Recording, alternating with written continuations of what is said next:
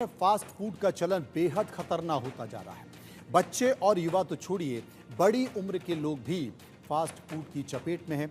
आलम यह है कि फास्ट फूड के लिए भारत दुनिया के सबसे बड़े बाजारों में शुमार हो चुका है। भारत में फटाफट नूडल्स बेचने वाली कंपनी नेस्ले ने दावा किया है कि उसने पिछले वित्त वर्ष में मैगी के 6 अरब सर्विंग्स बेचे हैं, यानी कि भारत के लोग 6 अरब प्लेट मैगी एक साल के अंदर खा गए हैं। कई सर्वे ये भी बताते हैं कि जो भारतीयों के फास्ट फूड के प्रति बढ़ते चलन को बता रहे हैं। पारिवारिक उपयोग व्यय सर्वेक्षण की 2022-23 की रिपोर्ट के मुताबिक शीर्ष 5% शहरी परिवारों में पैकेज्ड फूड पर प्रति व्यक्ति खर्च 538 रुपये महीना था।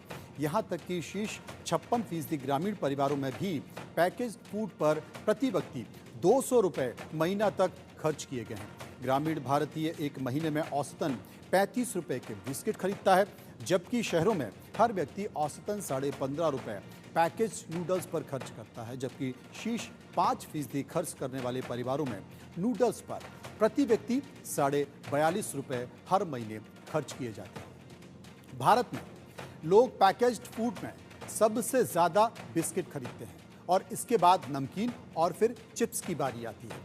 चॉकलेट और नूडल्स के साथ ही ब्रेड भी खरीदते हैं। ग्रामीण इलाकों में तमिलनाडु के लोग पैकेज्ड फूड पर सबसे ज़्यादा खर्च करते हैं, जबकि शहरी इलाकों में पैकेज्ड फूड पर असम के लोग सबसे ज़्यादा खर्च करते हैं। इस रिपोर्ट में कहा गया है कि ग्रामीण इलाकों में खाने पर प्रति व्यक्ति खर्च का करीब 5% तक पैकेज्ड फूड खरीदने पर खर्च होता है, जबकि शहरी इलाकों में ये खर्च बढ़कर 8% होता है। इसके अलावा भारत के लोग समोसे, पूरी, मोमोज आदि पर भी जमकर खर्च कर रहे हैं।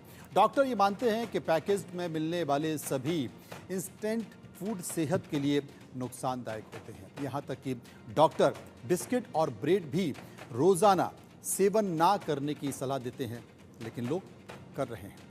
आगे बढ़ते हैं, बात एक और खबर है। भारत की 2 प्रमुख फूड डिलीवरी कंपनियां स्विगी और जोमेटो ने अपने प्लेटफॉर्म फीस बढ़ा दी है। दोनों कंपनियों ने अपनी अपनी प्लेटफॉर्म फीस में 20% का इजाफा किया है। अभी इस बढ़ी हुई प्लेटफॉर्म फीस को दिल्ली और बेंगलुरु में लागू किया गया है और बाद में इसे पूरे देश में लागू किया जाएगा। Platform fees food delivery bill पर लगने वाली डिलीवरी फीस है। जीएसटी और हैंडलिंग चार्ज से अलग होती है। पहले प्लेटफॉर्म फीस 5 रुपये प्रति ऑर्डर थी, जिसे अब बढ़ाकर 6 रुपये प्रति ऑर्डर कर दिया गया है। प्लेटफॉर्म फीस लगाने की शुरुआत पिछले साल अप्रैल में स्विगी ने की थी और बीते अगस्त में जोमेटो ने भी प्लेटफॉर्म फीस लगाना शुरू कर दिया था। प्लेटफॉर्म फीस सीधे कंपनियों की जेब में जाती है और इस फीस के जरिए कंपनियां बड़ी कमाई करती हैं। कई रिपोर्ट्स ये कहती हैं कि प्लेटफॉर्म फीस की बदौलत ही स्विगी और जोमेटो ने मोटा मुनाफा भी कमाया है।